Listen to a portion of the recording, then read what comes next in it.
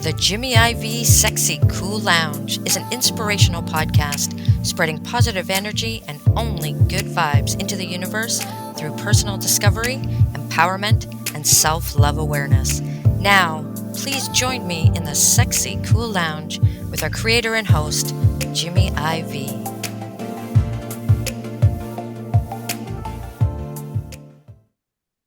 Good morning, good afternoon, and good night, wherever you might be listening to this episode. And may your vibe be cruising at an altitude that is so sexy cool.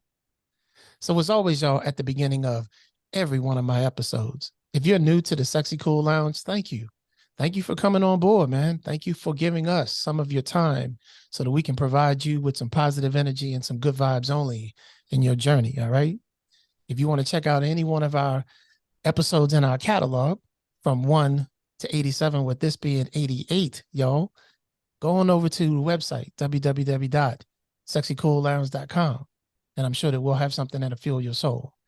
If you want to continue listening to the podcast, you can check it out on any one of your podcast platforms, all right? We're there all over, okay?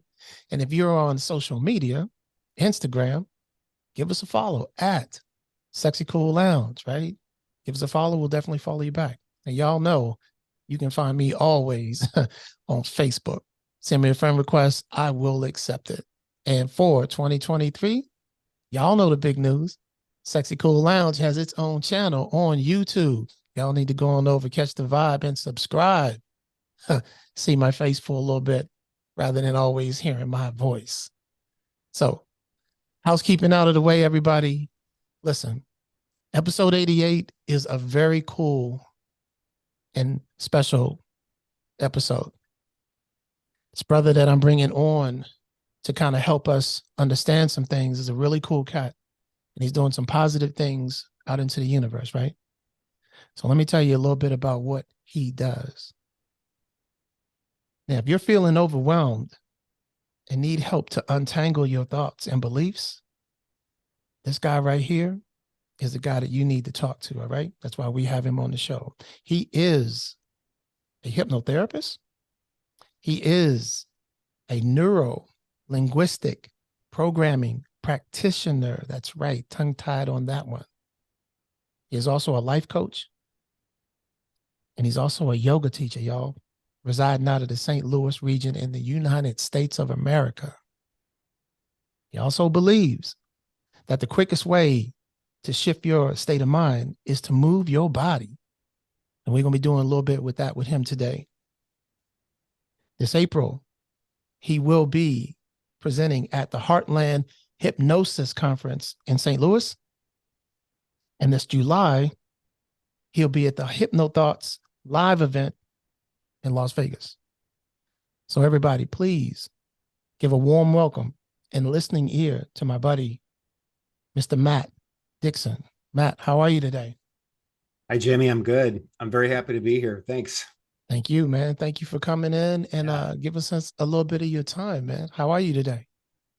Great. Really, really, really good. Yeah. Like, been looking forward to this all day. So, well, thank you very much, man. We've been looking forward to having you on. You're a busy guy doing a lot of things, but yeah, definitely. Thank you for giving us some of your time, man.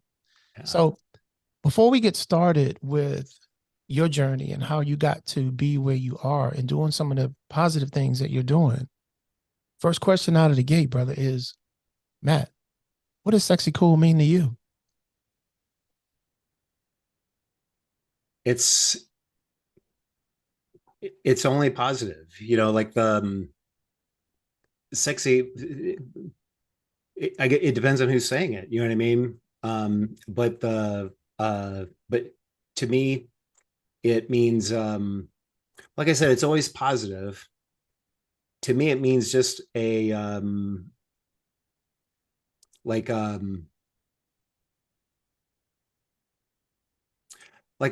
smooth sort of,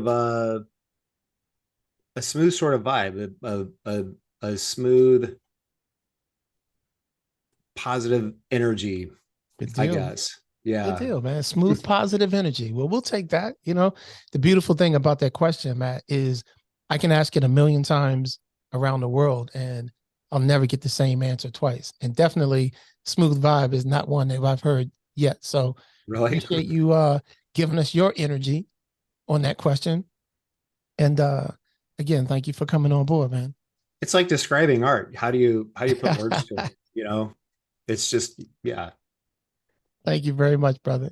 yeah. So tell us a little bit about you and your journey and about the neuro-linguistic stuff, man. What, the Yeah. beautiful word, never heard it before. So give us some education and drop some knowledge on that for us, brother. Well, neuro-linguistic programming, or NLP, is the study of modeling, and it's modeling what you want to become or do. So, the one of the creators, Richard Bandler, would say it's about modeling excellence, and the idea is that you can shorten your path, or your journey to excellence, by just modeling somebody who's already doing and being, what you want to be, or what you want to do. Right. And the one of the tenets of NLP is that the the map is not the territory. So if you're looking at a map of, you know California, you're not looking at California, you're looking at a map. And so the people get wound up in the map, or in what they believe, the path that should be taken, when they should just look at, the who's doing what they want to do, and how are they doing it. Right.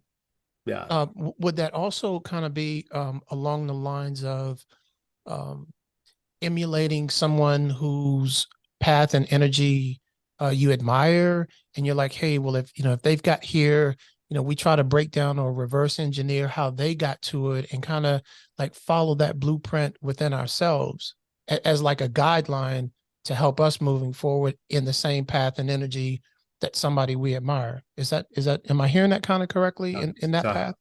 100%. Good Yeah, deal. that's exactly what it is. And I love the it. and the other thing is that uh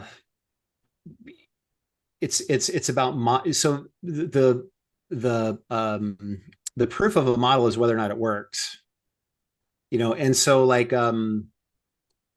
some people, their model will be, you know um yoga. Their ethical path will be yoga. For some people, their ethical path will be um you know uh religion, or anything else. And everything is a model, and the only test of a model is whether or not it works. Right. So that's it. And the coolest thing is that, when you take that, when you take that uh attitude towards things, it takes a lot of pressure off, because it gives you the permission to shift when you need to shift. Kind of staying flexible when we need to, and not just be so tunnel vision and straightforward on our path that we don't have the opportunity to, as you say, shift and pivot when we Yes. need to, in order to continue on with the growth and the path that we're trying to get to. We just sometimes may need to take a half of a turn or something like that, and still get to where we want to, but it can't just be a straight point from point A to point B. Is that right? 100%. And that when and a lot of it is based on, like, uh change work strategies and techniques. So it goes in really well with hypnotherapy. And a lot of people would say, that it's like waking hypnosis. You So you brought up hypnotherapy, and uh it was one of the reasons why I wanted to have you on, because I felt like that was such an intriguing subject matter. mhm. So, can you share with us the power of the subconscious mind. And I know you kind of work with that a lot. And just bring us into that realm and share some of that energy with us, if you don't mind. Yeah. So the subconscious mind runs everything. It runs all the programs.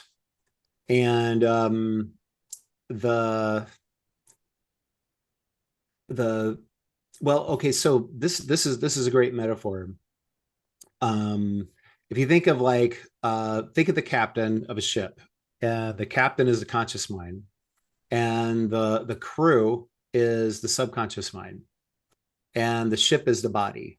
And so the captain charts the course, makes the decisions, does the day-to-day things, and the crew does everything else. Actually, the crew does the day-to-day thing. So the crew is making sure the ship is running well. So your subconscious mind is making sure that your heart's beating, you're breathing, you don't bite your tongue off when you're eating, and things like that. All those things that are, walking, driving. When we go on autopilot, that's when the subconscious mind is working.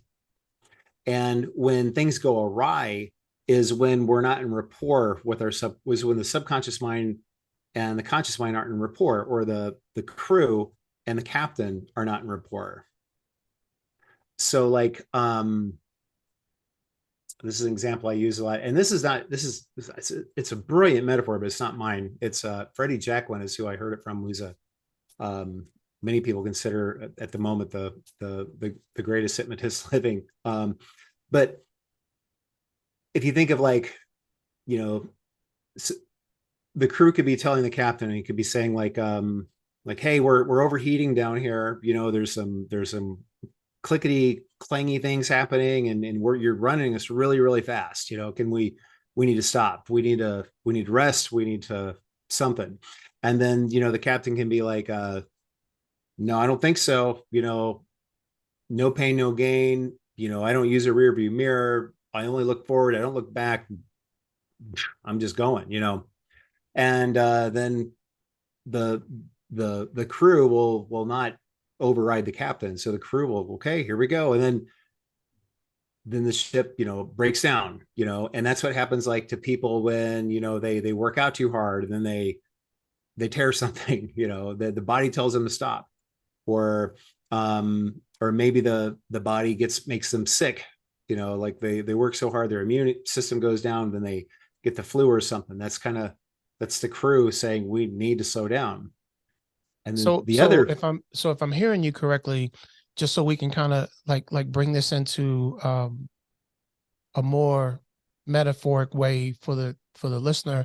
Mm-hmm. So when you're working out, your body will tell you sometimes when we need to kind of just not go so far over the threshold. Your body is like the crew, and it's like, hey, mind, we need to slow down.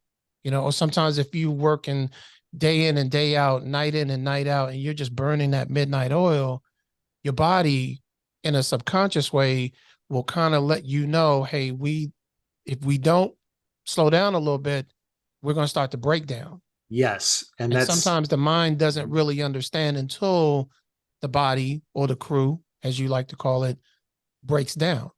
Yes. And at that point, it's like, oh, I get it. Oh, we need to slow down. And that's astute, because the way that the metaphor works, that particular model is that it's three things. It's the crew, which is subconscious mind, the captain, which is the conscious mind, and the ship, which is the body. But really, the body is the subconscious mind, as far as I'm concerned. Yeah. Absolutely. Yeah. Mm-hmm. I think that's really fascinating, and I really appreciate you taking time to kind of break that down and at least expose us to understanding that our body, which is the crew, it does speak to us, and we do need to listen. It always, I feel like the body and the subconscious mind always has our best interest. Yes. It's never trying to work against us. It's always trying to work for our benefit, even sometimes when we can't see through the forest You know Yes. what I'm saying? And see the other side. But the subconscious is always like maybe a step or two ahead of what the reality is and saying, hey, blah, blah, blah, blah, blah. And Mhm. we need to kind of like take a listen to what our body is telling us or what our subconscious is telling us. Cause I feel like it always just has our best interests, you know? 100%. The subconscious mind's prime directive is to keep the body safe, to protect it. I So mean, you, so, 100%. so Yeah. you guys hear that? Listen to your body. Okay. It's telling you things for your own good, family. All right. There's one other thing too, Yeah. Jimmy. The just as like the crew could be telling the captain, we need to slow down, the crew could be down there saying like, hey, we're only going 40 knots, we're built to go 150 knots. You want to, let's go faster. We can go faster, and then the captain can be up there saying, no, my great grandfather did that, and he had an iceberg, and there's a whole big thing. They wrote songs about it, and there's a movie, and that's not happening to me. No, no, no. And so, but that either way, the conscious mind, the subconscious mind, or the crew and the captain aren't in rapport. So that's what hypnosis does. It brings them into rapport, Okay. so that the changes can be made. Nice. Very Mhm. well. Very well. So talk to me a little bit about overcoming depression and how that transitions over into helping people with more positive energy. What are some of the things that you see in the depression state? And then how do we overcome that in just like daily life? What do we need to do in baby steps if we're going down that path? Or how do we recognize when we might be in that area of mental health? Well, when when I overcame depression, it was the the first thing to notice is that the many people might think that being depressed only means that you're sad, but it can manifest itself in so many different ways. Like it can manifest itself in like in anger, a really inappropriate sense of humor, um, you know, laughing at inappropriate things and things, and for me, that's kind of how it manifested itself. And when I was before I became a personal trainer, which is just up until last Monday, I worked at a call center, and it was a really it was a high anxiety environment, and most people would end up going out on stress leave, and I went out on stress leave, and I was hospitalized. I was in a outpatient um, mental health facility, and I was not suicidal, nor was I really sad, but I was with people who were suicidal, and I was sitting in group with people with fresh bandages around their wrists, and you know um and I began to, when I was here, I was like, oh, wow, this is, I really am, depressed. There is something wrong. And then the moving out of that was with hope that I was going to leave that job, and finish my degree, and do something with it. But the key thing that got me off medication was exercise.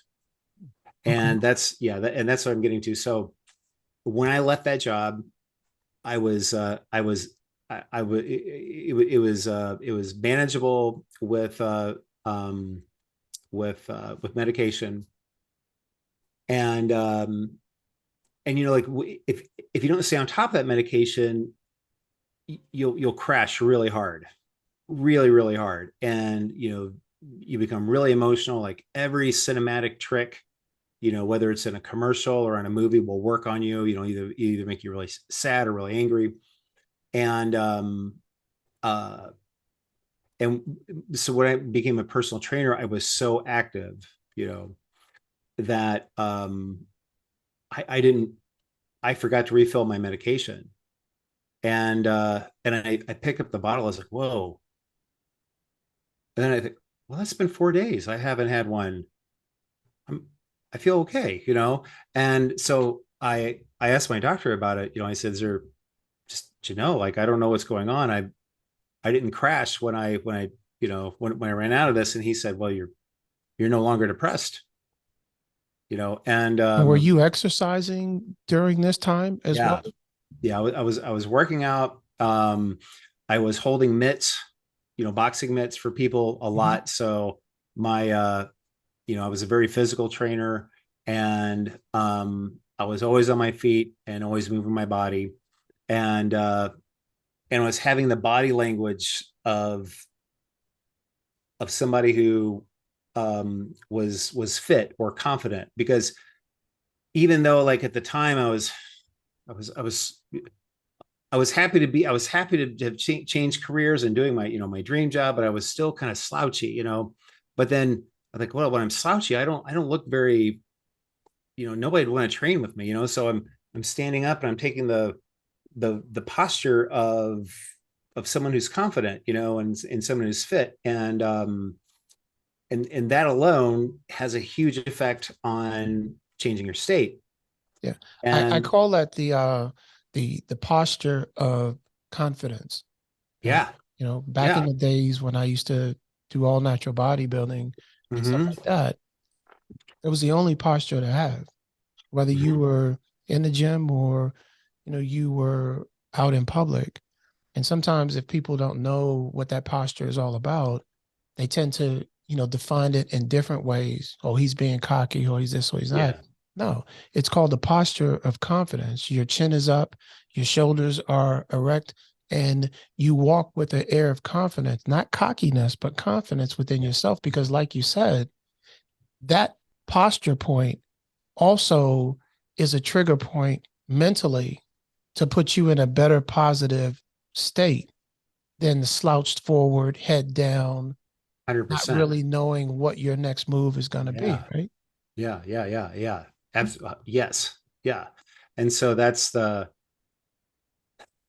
is in my opinion, that is how you pull yourself out of with depression. There's a lot negative things, being said on, taking medication. And yeah, there's to use a workout analogy, someone who is just piddling around, in the gym with some consistency doesn't need a pre-workout and a intra workout and a post workout. You know what I mean? But but but somebody who is, like, severely depressed, it's that medication that can get them thinking clear for just enough of a moment to be able, like, oh, I can do other things too. I can carry myself a little bit different. I can exercise. And then pretty soon that, makes a huge difference in how they're processing things. Right. Because So is it safe to say, at least just from this standpoint, and we're not doctors and we're not even no, trying to yeah. go down that path with this, what we're trying to say is in the baby steps of where this could possibly go, keeping your body active, okay, and just trying to stay in some form of a movement scenario helps, right? Yeah, it's Right. crucial. Don't Yeah. just stay dormant, and if that is one of the signs, then let's start seeking some professional help and trying to live a better life. But if just on the onset, if we could just continue to stay active, keep our Mm-hmm. body moving, keep our mind and our subconscious, I look at it sometimes as like when you have a car and you have the oil and the lubricants in the car. If your car sits all the time for long periods of time, then it's not really good on the engine. It's not good on all of the other moving parts. They need to consistently keep moving and running in order to perform the way that they're meant to perform, correct? I mean, that's a great analogy. Yeah, it's a great analogy. It's exactly right. Yeah, I the do. and those and the older cars too, right? The the big block V8s of I think the 60s and 70s and whatnot. I remember that. So my dad was a car dealer, and I remember that those old timers that they had those old cars and they took their cars out for workouts. Yeah. I go drive my car. But It needs to be driven, 10 right. miles a week at least. Growing up, around my grandmama, um, she always went for the old cliche Sunday morning drive, right? And Yeah, sometimes I really think back on it as like, she ain't drive that car all week. So it's a beautiful Sunday morning. What's the first thing she wants to do? She wants to put that car on the road and just drive it for a minute, even if it was just 5 minutes around the block or down the street and around the corner. But I kind of think like that is one of the things that you're saying is like, you yeah, got to you're stay right. moving and you got to stay active in whatever Hmm. way. And sometimes it's not all about going to the gym. Some people don't have that type of luxury or environment, but let's just get out and walk. Let's just stay active. Let's take the Yeah. stairs sometimes instead of always taking the elevator, Oh yeah. right? Oh yeah. Yeah. Any Yeah. little bit helps, and there's always room for a little bit to do. We should never say to ourselves, I don't have the time or can't do this and I can't do that. If you have a house that has stairs, let's walk up and down those stairs. Let's do something to just mentally and physically stay active. Am I hearing that correctly? 100%. And also to um the I think this is a prevailing thing in the West. Certainly in America, that which is like, if if I can't go all out, I'm just, what's the point? You know what I mean? I'm just not going to do it, because that's not how I do things. I go all out, and it's, no, that's not, in yoga, there's the concept of stira sukham, which means stability and ease. And it's about, you know enough effort that keeps you stable in a place of ease. So you use just enough to hold your body in a pose, but no more, unless your goal is specifically to build strength or to tire yourself out. But if you're if you're like, if your arms, if you have these arms, and you're just like holding like that for no particular reason, you'll burn out. But if you're like this, that's not enough. But stability and ease is like, you're stable and you hold that for a long time, and that is that's definitely, stability and ease, stira sukham, is definitely not something that we practice in the West, that we should. Right. So, Moderation is what we call it so, here. so talk to me about the combining, because you mentioned yoga, right? And we've talked about hypnosis, but you have a belief of combining yoga and hypnosis for creating powerful change, right? Yeah. And how do we do that? How I mean, I've never really thought about hypnosis and yoga together. I mean, I know them separately, but you have a belief of bringing those two together. So share some of that insight with me. Well, the so the hypnosis, as we know it, as we think of it, works when we're in trance. And in trance is something that we're into all the time. It's kind of a zony, uh,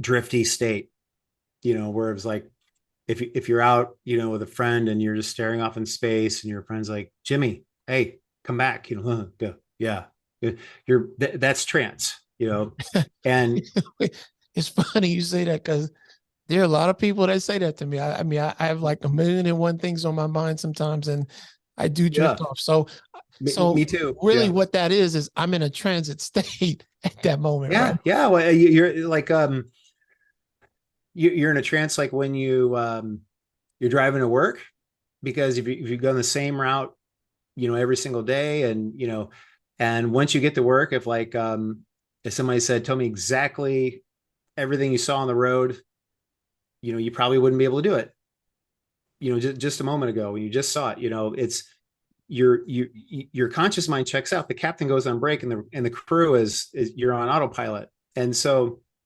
and in yoga, a lot of times, like in yoga, well, almost every time, there's centering. There's centering in the beginning of class, where the yoga teacher will say things to get the person present.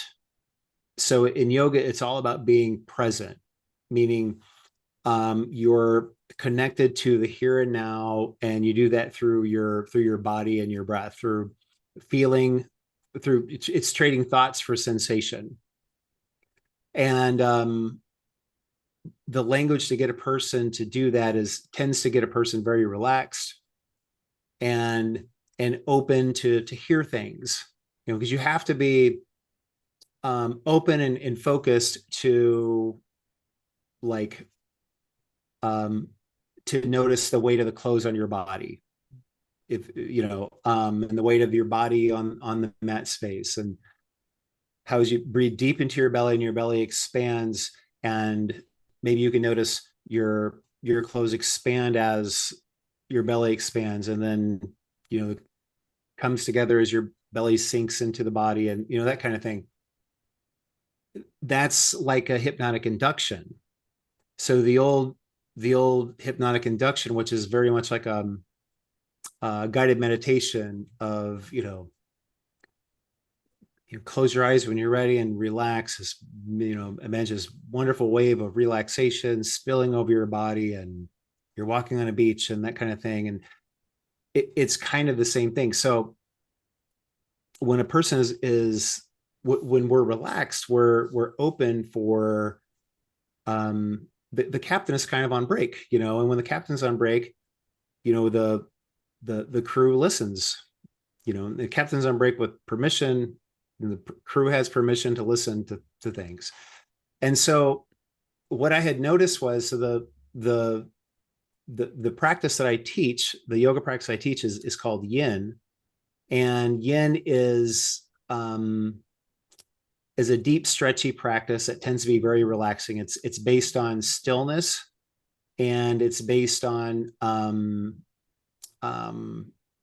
letting gravity do its work. So the body is generally cold, and I'm air quoting, but cold meaning the muscles aren't warmed up. So you hold something like, when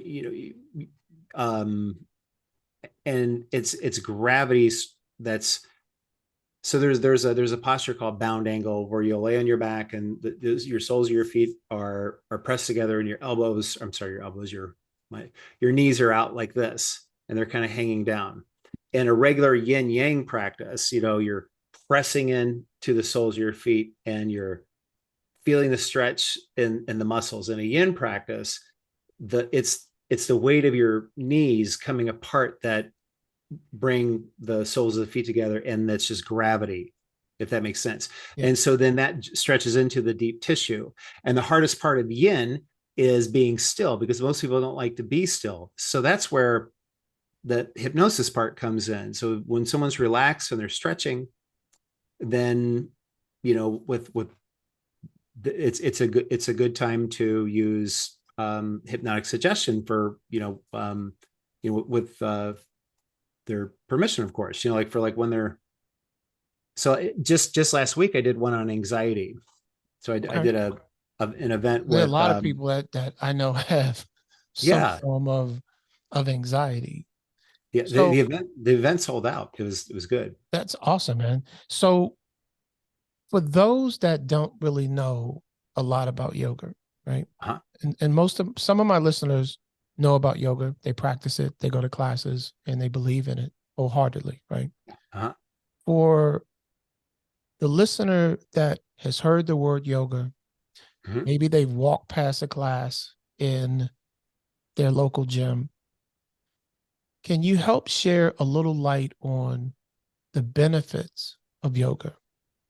Even if you just get into yoga like in the beginner stages, what are some of the positive benefits? Because I know you believe in it, and I believe in yoga, and I know that if you are in it consistently, it can do wonders for your mental health as well as your physical. So what are some of the things that if someone said, I hear them talking about this yoga, maybe I should try it. Mhm.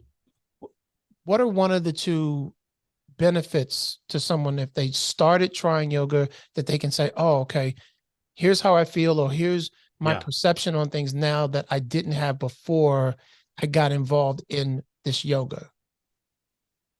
The most readily available benefit is what the average person would think anyway, which is flexibility, stability, and balance. And then, the typical person would say, well, I'm not flexible enough for yoga. um that's everybody is.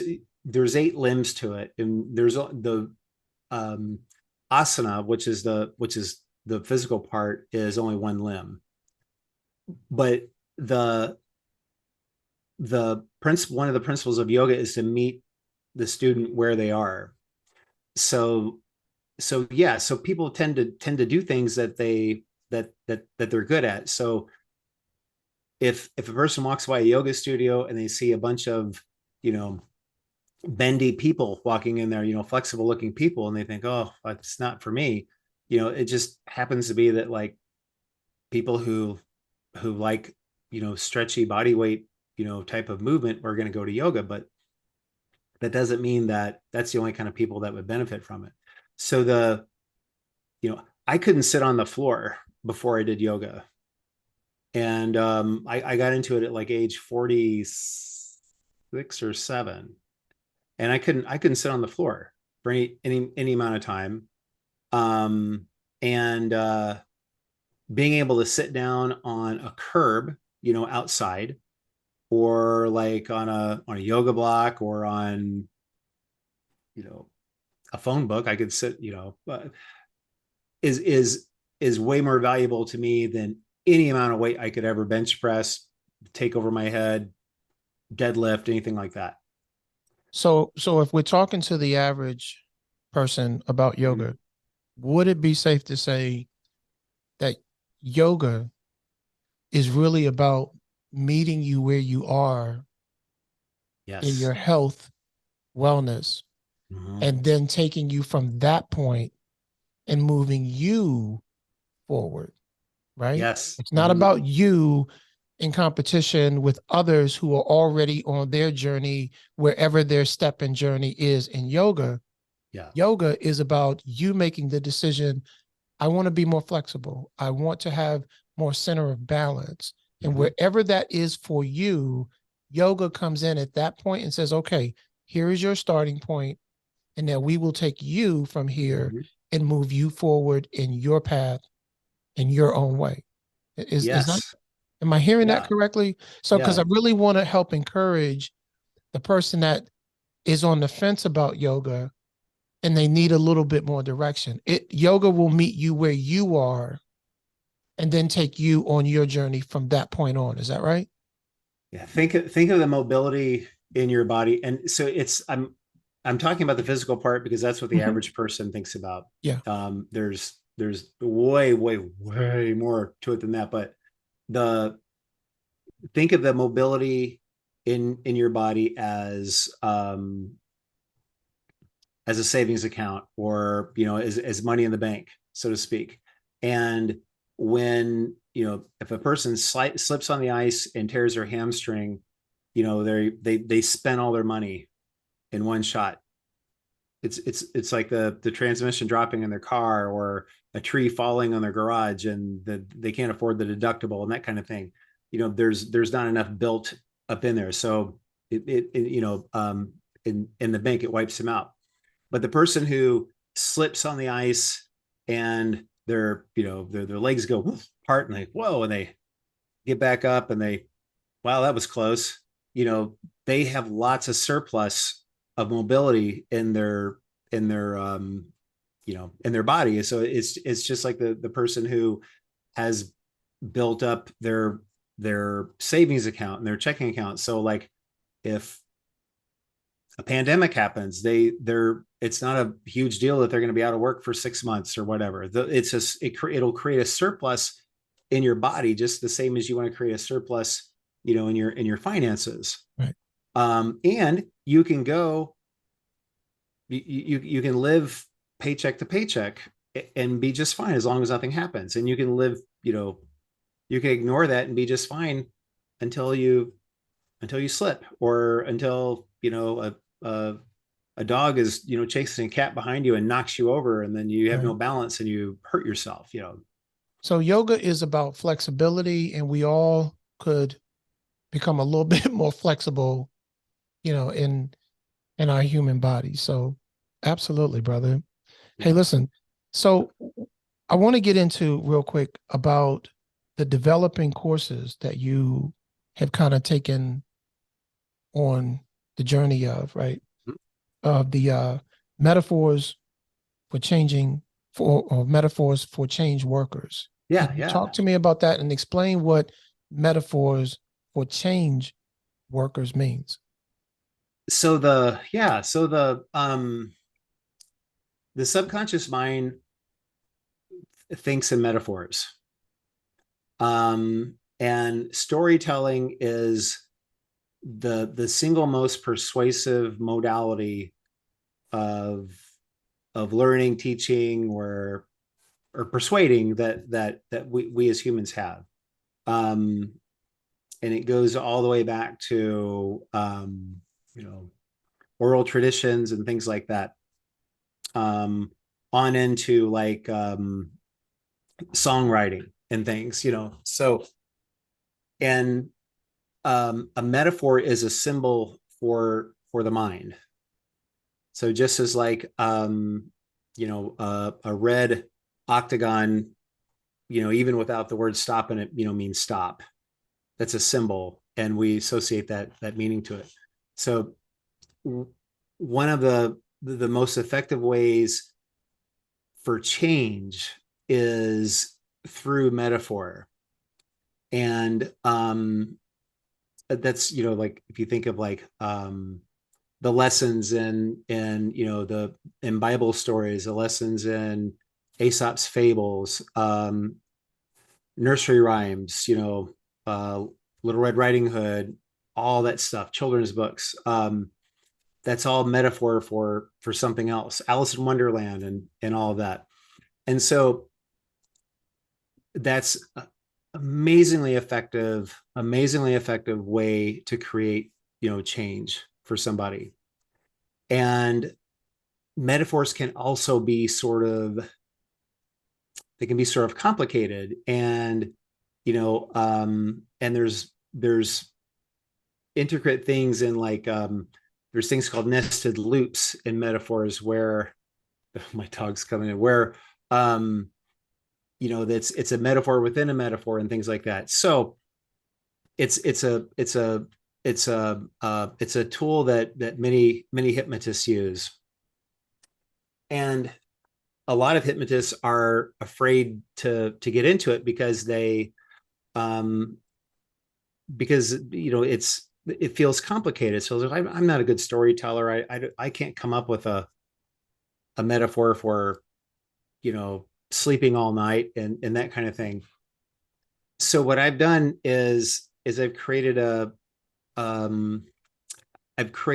system of being able to create metaphors really, really quickly and telling them in a way that is compelling, that just about any metaphor will work for just about any problem. Awesome. I told a metaphor of I described a cast iron pan, to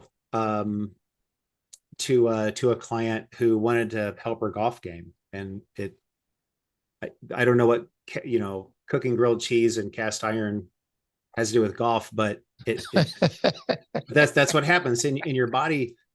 That's what the metaphor is all about. So yeah, exactly. We find the meaning in skillets and golf and the whole 9 yards, brother.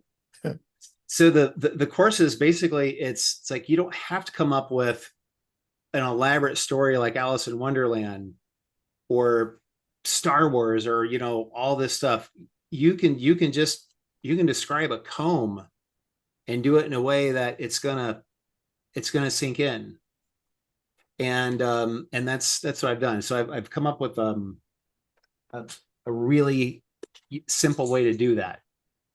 That change workers, whether they're hypnotists or just like regular life coaches, can utilize metaphors as either something that will get the job done and solve the problem, or put someone in a trancy state. Because a good storyteller, if you're listening to a good storyteller, you just kind of go, oh wow, and you kind of drift off into that You that drift off trancy. into the story that they're actually telling you, Exactly. which is almost transient like. Is that right? Yes. Yeah. And then that gives the change worker the opportunity to work with what the person wants to solve. Understood, brother. Yeah. Hey, well, listen. So tell everybody where we can find you. How do we stay in touch with you, brother? Because you are doing some amazing things. And, as I said in the intro, you have some really, really fascinating things coming up. So how do we stay in touch with you? Where can we find you? If any of the listeners may have a question for you, is there a way that they can contact you? You can just search me on Facebook, MATTDICKSON, my first and last name. My website is Matt Dickson at mykajabi.com. I'm very easy to find on TikTok, Facebook, and Instagram. How do we find you on Instagram? Let's see. And how do we find you on TikTok? Well, everything is going to be in the show notes anyway. So if the listeners are not listening, or in a situation to write it down right now, yeah. So family, everything of his social media links will be in the show notes. You guys can pick it up from there, but you can also pick it up from the sexycoollounge.com website. Absolutely. And we'll be able to follow you and connect with you and continue on this journey between yoga and hypnosis and all of the other extraordinary things that you are getting your hands involved in, brother. And you can email me at mdixon28@yahoo.com. And you could also search that and it'll pull up everything. So. Awesome. And we'll also have the email address in the show notes as well as up on the website as well. Mr. Matt, it has been a pleasure having you in the Sexy Cool Lounge. You have definitely brought a wealth of knowledge and you have continued to steer us in a very positive direction. And I do recommend, family, that if you try yoga, okay? Let it just meet you where you are, because it can be a very wonderful thing for you down the road, family. So, Mr. Matt, thank you so much for stopping in. Thank you, Jimmy. Giving us your vibe, brother. I appreciate it. I had fun. Thank you very much. And family, let's make sure that we never forget, okay? Continue to love yourself. Love yourself enough to radiate your vibe, all right? And as I've always said to you, let's make sure that we never forget that even though we do not have as much as others, family, we still have more than others. So let's continue to put good vibes into this universe so we can always get good vibes back. I'm Jimmy IV. I love you guys, and I will see you on the next episode.